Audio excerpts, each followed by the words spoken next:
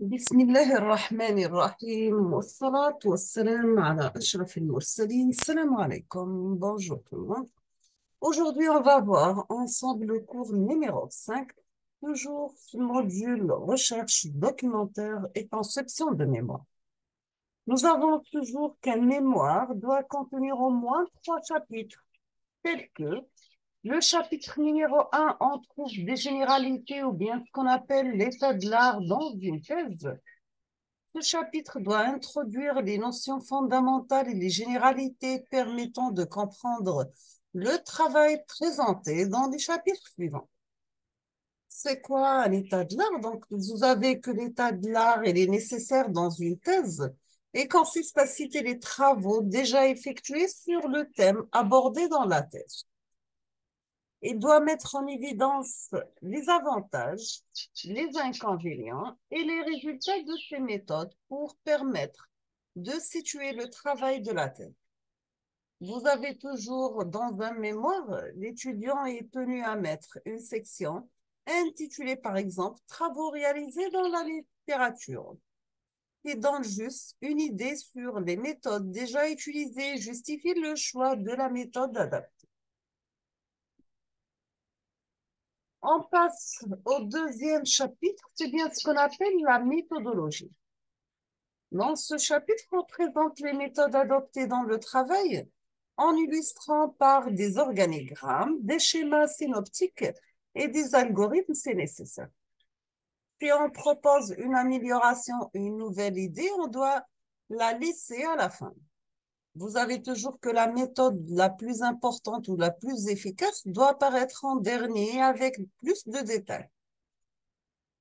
Troisième chapitre, c'est bien les tests et résultats expérimentaux. Ce chapitre doit refléter les efforts fournis par l'étudiant. Pour cela, il doit contenir une présentation détaillée de tous les tests effectués avec une analyse et une discussion des résultats. Notons que même pour un mauvais résultat, mérite parfois d'être commenté.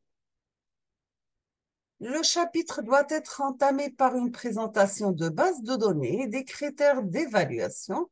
Ensuite, on présente les tests effectués et les résultats obtenus. Une section de discussion des résultats est très importante pour mettre en valeur tout le travail du projet de fin d'études. Bien sûr, c'est en effectuer plusieurs tests et expériences. Il serait utile de mettre une section protocole expérimental pour décrire les différents tests qu'on va présenter dans le chapitre. Enfin, on peut terminer le chapitre par une conclusion, mais une section discutant des tests et les résultats, entre autres, les difficultés rencontrées dans les expériences et les inconvénients de la méthode. Bien sûr, doit être placé avant la conclusion. Aussi, si vous utilisez des bases de données de benchmark, il est intéressant de mettre un tableau qui compare votre travail aux travaux déjà réalisés.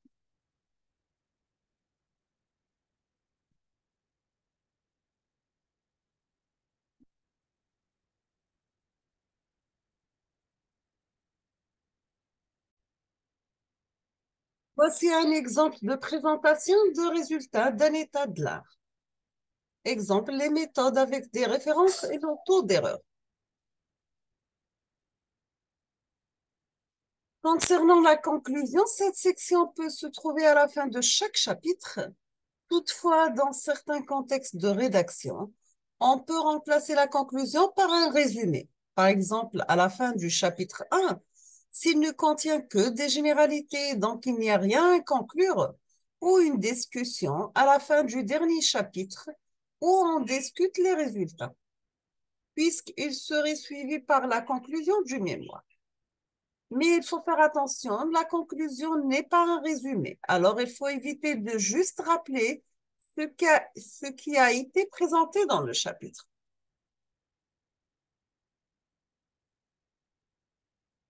On passe maintenant à la conclusion du mémoire. On va commencer par le rappel de l'objectif du travail présenté, les méthodes adoptées et les tests effectués. Ressortir les principales conclusions tirées de tests. Éviter de répéter ce qui a été dit dans le chapitre résultat. Même à ce niveau, on peut donner par exemple un taux de précision. Maintenant, on va citer les contributions et les améliorations proposées dans le travail et parler des difficultés rencontrées, par exemple des mauvais résultats, manque de matériel, difficultés d'implémentation, etc. Et on termine la conclusion par les perspectives envisagées pour continuer le travail et améliorer les résultats.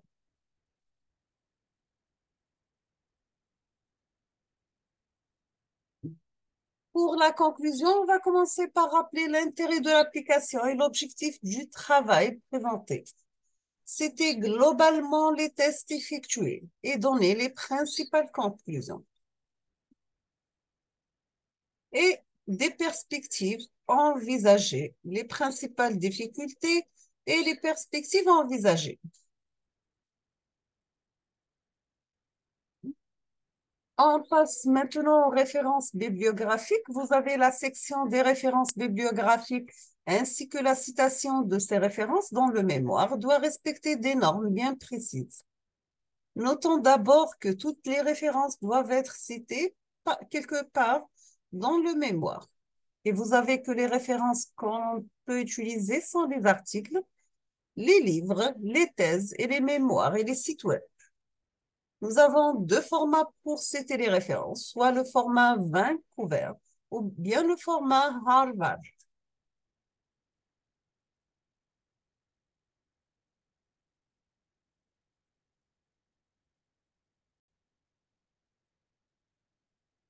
Concernant le format Vancouver, une référence est citée par un numéro selon l'ordre d'apparition dans le mémoire, dont un des auteurs ont proposé. Le numéro 1 est affecté à la première référence citée dans le mémoire. Dans ce cas, la section des références bibliographiques doit contenir les références avec les mêmes numéros. Dans le deuxième format de Harvard, dans ce format, les références sont citées en utilisant les noms des auteurs et l'année de publication.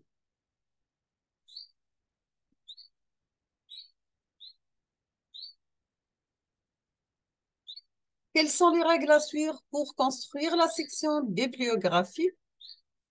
Donc, chaque référence doit être présentée avec toutes les informations nécessaires.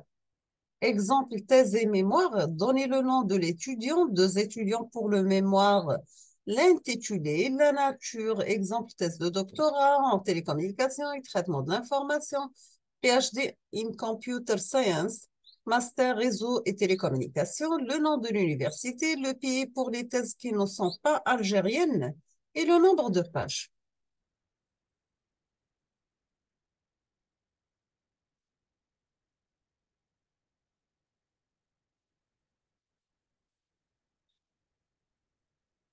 On passe maintenant à la publication, un article de journal.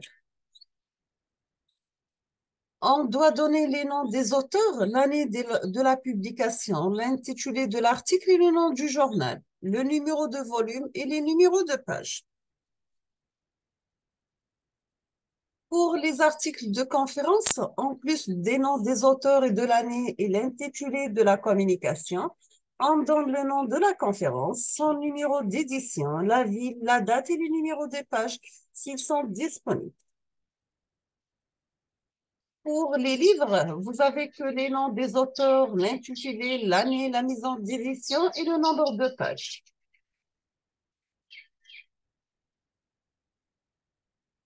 En résumé, qu'est-ce qu'on doit citer dans une rédaction?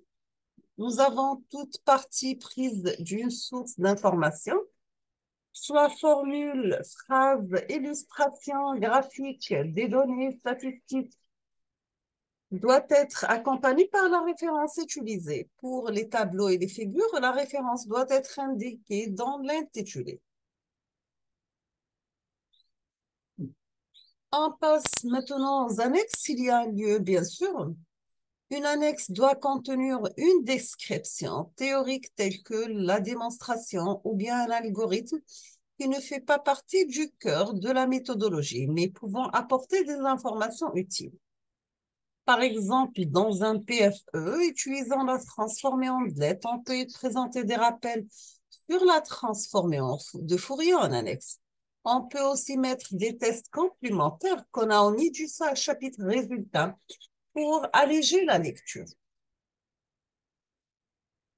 Voici exemple d'annexe.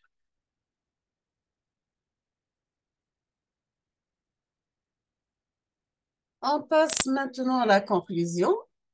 Donc, dans ce chapitre, nous avons vu les étapes nécessaires pour concevoir un mémoire de fin d'études. Aussi, nous avons survolé les techniques et les normes d'une bonne rédaction. Cette dernière doit se faire à l'aide d'un logiciel de traitement de texte tel que Microsoft Word. Cependant, ce dernier nécessite une mise en page manuelle effectuée par l'utilisateur, c'est-à-dire définir la taille de la police pour les différentes parties du texte ou définir les numéros des intitulés qui doivent être mis à jour manuellement à chaque changement. Pour simplifier la rédaction et donner l'opportunité à l'utilisateur de se concentrer sur le contenu et non pas sur la forme, nous avons LaTeX a été introduit. Dans le chapitre suivant, on va explorer un éditeur LaTeX appelé Lix, très simple à utiliser et permettant une rédaction facile et de bonne qualité. On va s'arrêter ici aujourd'hui. On termine la suite dans la prochaine vidéo, Inch'Allah. Donc, je vous remercie infiniment et à la prochaine.